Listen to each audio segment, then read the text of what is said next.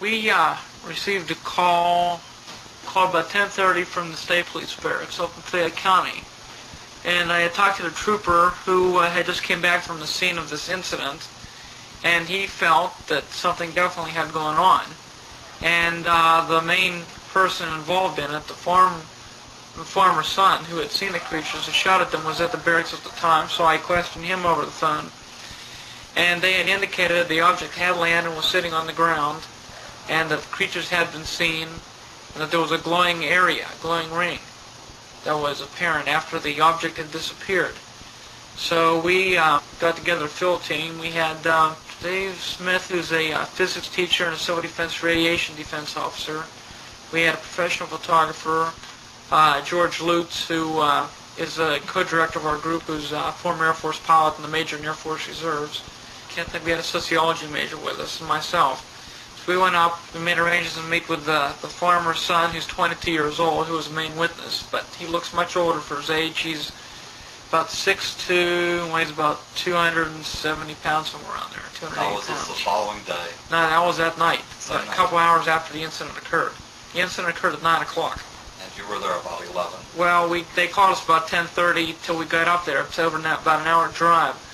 I'd say we got there around 12:30. And till we got to the scene, it was about 1 o'clock in the morning. But anyhow, before we got to the scene, we interviewed them, and he related how about 9 o'clock, about 15 of the people in the area had seen a glowing red ball in the sky, spherical, slowly descending towards the ground. So this fella, George, and these two 11-year-old twins from down the road, they ran to his house and they got a 30-06 rifle, and they proceeded up in his truck up the back road towards the pasture area. And they could see the object slowly descending towards the ground. And it was getting larger, of course, as it came down. Their headlights on the truck started to dim. And they were just going up toward the top of the hill, the horizon of the hill, and disappeared over the horizon. So they got out of their truck and started walking up the hill, and they could see it sitting on the pasture, apparently right on the ground, or else inches above it. They said it was much larger than a house, about 100 feet in diameter. And it was like a dome or a bubble-shaped thing. And it was bright white at this time. It was making a sound like a loud lawnmower. Their eyes started to water a little from the brightness of it. And then they heard these loud screaming sounds coming from the vicinity of the craft. Something like a lady scream or whatever, but unusual screaming sounds. And then after about a minute or so, one of the boys yelled that there was something moving up along the fence line. So they pointed up there, which was opposite where the craft was on the ground, and there were these two figures walking towards them. At first they couldn't tell exactly what they were. They assumed they were bears.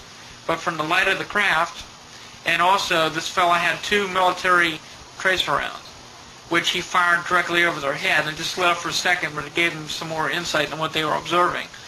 Anyhow, they were then able to make out at least one figure was about 8 foot tall and the other one around 7 foot. They are described very similar to the other creatures, completely covered from hair from head to toe, long arms almost reaching to the ground. They're making crying sound to each other. There was a smell like burning tire, burning rubber, and they had, in these cases, glowing green eyes, which we had another case in Beaver Falls a week later of a landing and creatures being seen. Anyhow, he fired a tracer round over their head. Then he fired a warning shot, a 30-06 over their head, to see if they would slow down, but they kept approaching. Two of them, they were about 60 feet away. One of the boys, upon seeing this, ran, became hysterical, and the other boy stayed with George. Then he fired directly into the larger creature. Each time he hit it, it made a louder crying sound, and then finally it raised its right hand up, almost touching the smaller creature, which was walking in front of it. And all of a sudden, as it raised its hand, the object in the field just disappeared. The light just went out and disappeared, and the sound stopped. And then the creature slowly turned around and started walking back into the woods. So at this point, they were both quite shook up, and they ran back to call the state police. And the state trooper came out to the area. And George went back up with him. He went and notified the state police. The state trooper went back to the area, I believe around 10:30. I think he went out there around 10 or 10:30 till he got a call by radio to go out to the area. And George told him what he had seen. The trooper proceeded up to the area. The trooper verified that they did see what appeared to be a glowing ring about 150 feet in diameter where the object had been sitting. And he said that the ring was bright enough that if you sat down in it, you could read a newspaper by it. It was only glowing from a height of about 1 foot off the ground. But he also said that he could see the small plants inside of the glowing area, so it was fairly bright. Now this was the police agency? The state trooper yes. was with them. They both saw that. And he said they were walking up along the woods where George had seen the creatures, and the trooper confirmed that every time they'd walk, they'd hear something following them along the woods. He said from the sound of it, it didn't appear to be real big, but it was following them around, and every time they would stop, the sound would keep moving for a few seconds, and it would stop. When they started moving, it would move. Basically, that's what occurred there. Before that went back, George had the opinion something was coming out of the woods. He heard it coming towards him, and he claimed he saw a dark figure coming out of the woods, and so he took a shot at it, and they ran in a state police car, and they turned around and got out of there. And that's when they went back to the barracks, and they called us, and we went up. All right, now when you arrived, the glow was all gone. There was nothing there. We took radiation tests immediately first. All right, now did you go back the following day? We were there for a number of days afterwards. All right, now was there any physical trace left that you There was could no find? physical trace. There was nothing that indicated that it definitely had been on the ground. It may have been right above. But the animals would not go near the area. The horses and cattle and dogs. And as the trooper said too, the animals were extremely nervous. Now were they avoiding the area? They were after avoiding the area after where they had disappeared from. They'd go on the outskirts of it, but not in the immediate area where it was. That's the only visible sign you could see. All right. Then of course there was no opportunity for you to use any infrared photography up there. No. Well, after the incident occurred that Earl probably related to you, did he tell you about what happened that night? No. With the mind control, whatever, the takeover?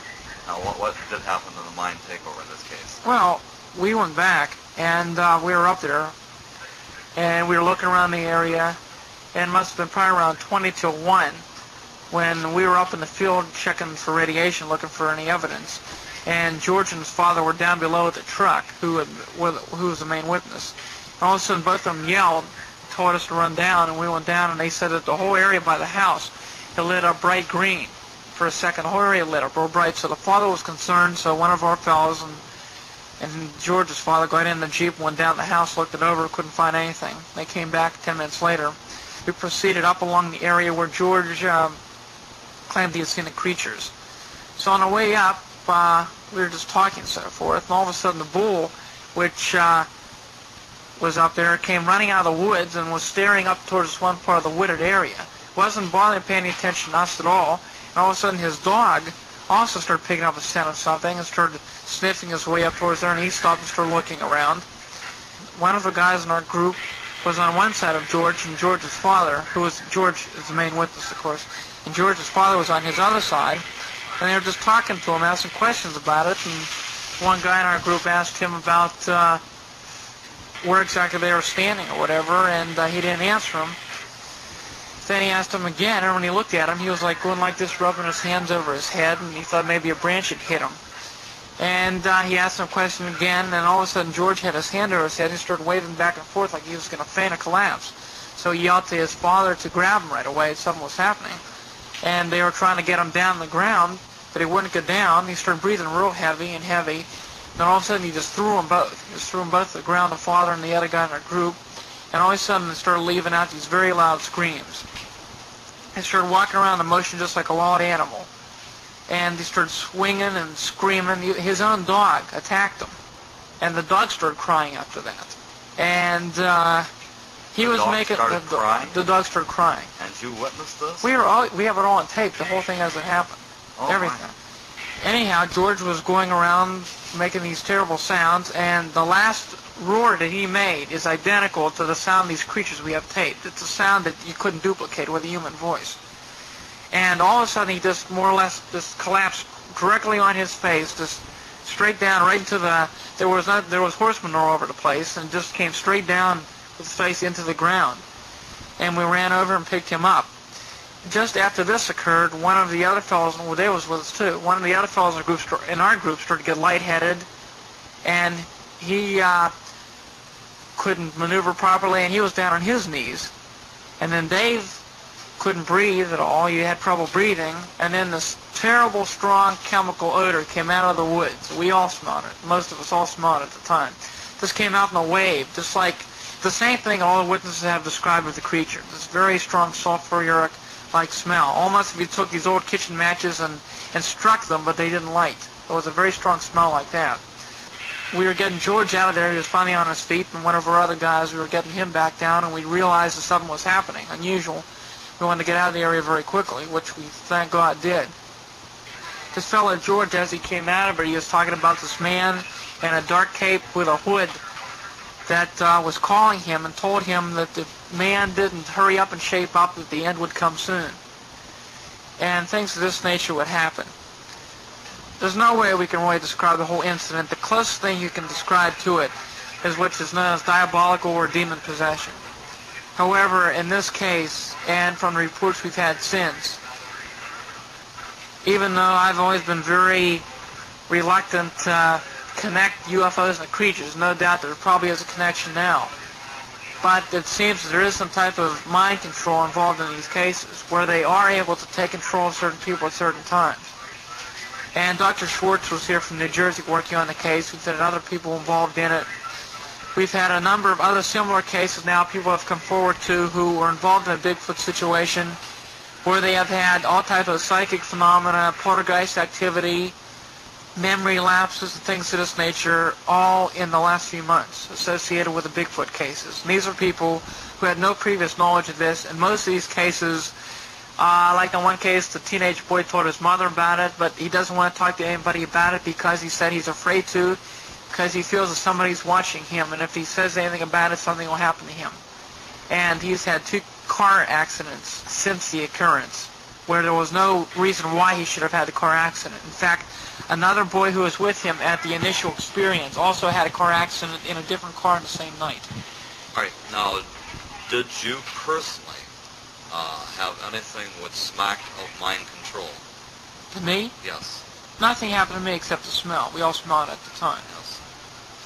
And believe me, the guys in the group, especially some of the guys who were there that night, are extremely skeptical. Okay? They're open-minded but very skeptical. And I would never have believed it unless I saw it myself. But there's no doubt that something happened up there. Now, the dog attacked the dog went after master. More or less, yeah. Well, and then it started crying. And then the dog started Well, the crying. dog belongs to the fellow's father. But you would say it's his dog, too. Yeah, but they were well acquainted one Oh, with the other. definitely. They've spent a whole life out there together. Now, did he indeed bite the boy? The dog? Yes. No, he got scared. He went after it, and the dog went over and started crying. Moved away and started crying, which is all on the tape. What do I have to do to get a copy of that tape? Well, I'll tell you what. It's like this. Dr. Schwartz, there's only 2 of us in our group that have the copy of it. And because of what occurred, Dr. Schwartz, as of right now, asked us not to because of what's involved in it, until we can get more documentation on it and so forth. Because if it got in the wrong hands by mistake, this guy is, like Dr. Schwartz says, he is apparently could be very dangerous. He could kill himself or somebody else without even understanding what's going on. Has he had any reoccurrences? Yeah. He has had. Not on this, but when certain questions are asked of him, he'll go into a trance. We put it out several times, and he went in over a dozen times when Schwartz was here. And anytime certain questions are answered, he'll go into this trance and start rubbing his head again and start to change. We catch him before it happens. And how do you break it then? Well, we just scream real loud. George tried to change the subject and try to get him off of it. Is he aware of this takeover? Well, he wasn't, but Dr. Schwartz has made him aware of it for special reasons now, certain aspects of it. How does Schwartz fit into the picture? What's his qualifications? Well, Dr. Schwartz is one of the top, very prominent psychiatrists in the United States, and he spent many years investigating various types of psychic phenomena and contactee cases and so forth. I've been in touch with him for a while, and he was planning on coming down here anyhow about a week later. So when this broke and the guy on the verge of suicide, we asked him and he came down early. And he's been working on the case. Did he try any hypnotherapy? He doesn't have to because the situation the way it is. He'll be sending a complete medical report and all, but this fellow is in a state of trance anyhow.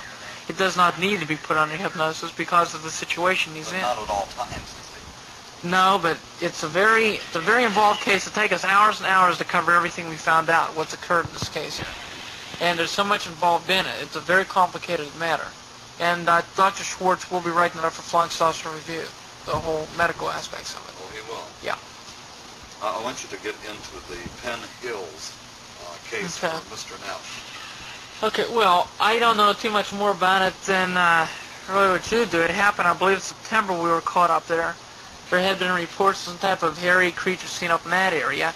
The people had called the TV station in Pittsburgh, who in turn called me, and we went up, contacted the people, went up there the next night, and one fellow was an official of the bank up there who had been one of the fellows who had taken the actual casts. We talked to several fellows, young boys, who had been out there on their motorbikes riding in this oil field where they had seen the creature in the trees and on the ground. And so we went up and obtained the cast and looked over the area. It's interesting, again, it was an oil field because a lot of the cases seemed to involve around chemical odors, seemed to be attracted to these creatures. All right, now what was the description of this particular creature? They said it was like a very large monkey. This does not fit the description of the creatures we have down here. What color was he? They said it was black or dark. Well, I was thinking this one was And white. these were up in the trees. This was up in the tree. In one case, it was walking along the road in front of them, but from the angle, with the lights on the motorbike, they could only see from the waist down. And there was a tail on this one. They said they definitely saw a tail, like a large monkey in the trees. But we did find that people in that area a year before reported seeing some monkeys up there also. What looked like monkeys were afraid to report it. Do you think there's a possibility that there were monkeys? Well, of course, anything's possible, but the fact is we've had other reports of smaller creatures like this around here in the spring. And who knows, that apparently from reports we have, several various types of unusual creatures have been showing up all at one time. So I think apparently we're dealing with more than one type of thing. And why all at once is your guess as good as mine. Yeah, this mind control is extremely fascinating to me because we've had some smackings of this, of course, with some of the contactee Yes. people in their relationship to other people. Yes, that's correct. So is there anything else you feel you'd like to... I'll tell you, as soon as there's a lot more, it's going to take us a long time to get all the facts really straightened out and have Schwartz's statements, and when you come back next time, by then I probably can fill you in a lot more deeply on what the aspects of it are. Okay, Stan, thanks a lot for this, and gee, I could actually give a great deal just to, because this subconscious control is of extreme importance to everybody. Extreme importance, and it's extremely dangerous. And it's anymore, as you'll find, that most UFO investigators have never gotten this involved in it. But they'll find that this is nothing to play with. It's not a game. Do you feel like you have any immunity to it? I don't think anybody does because we don't know the full extent of what we're dealing with. But it's like this. I feel that if they wanted to hurt us, there was nothing stopping them that night. We were out isolated from anyone else. We were all there, and apparently something was there. And the animals sensed it. If it wasn't for the fact that the animals had sensed it and we had smelled it, I would have said, well, this guy, there was something, a psychological aspect about it, even though his medical records don't indicate any of this type of thing. So there's no reason why this should have occurred to him. And plus the fact that we had 3 people saw the creatures, 15 people saw the UFO landing, plus the fact we've had other cases now from other counties with creatures and the mind control aspects coming up that I can't laugh at it. There's something definitely happening. Yeah, well, of course, you have a growing cataloging of this type of incident. That's correct. Of course, the frequency and the similarity is bound to lend credits to previous stories. Yes, but this is something, again, that you couldn't come out publicly with because, first of all, it's something we don't understand, and it's something that would greatly be ridiculed, but it's extremely a serious problem. I don't know if you're aware of it or not, but a Kroger truck driver was down here in this area, and he gave us most of these details in Akron. Now, I don't know where he got them, but he did give us most of these details. About what? About the incident up there on the farm. Well, he probably heard about the shooting. It was in the papers up there. It was in the papers. Papers, yeah. That's all I'm going to give you. And about this glowing circle. Glowing circle, I think I mentioned about a glowing ring. But this guy probably mentioned to other people around Uniontown, too. A word spread pretty fast after Yes. it was in the papers. Because I was surprised. But nobody knows about this mind control aspect, Yes. except the state troopers, that's all. The And doc- how did they They're relate to it just- emotionally?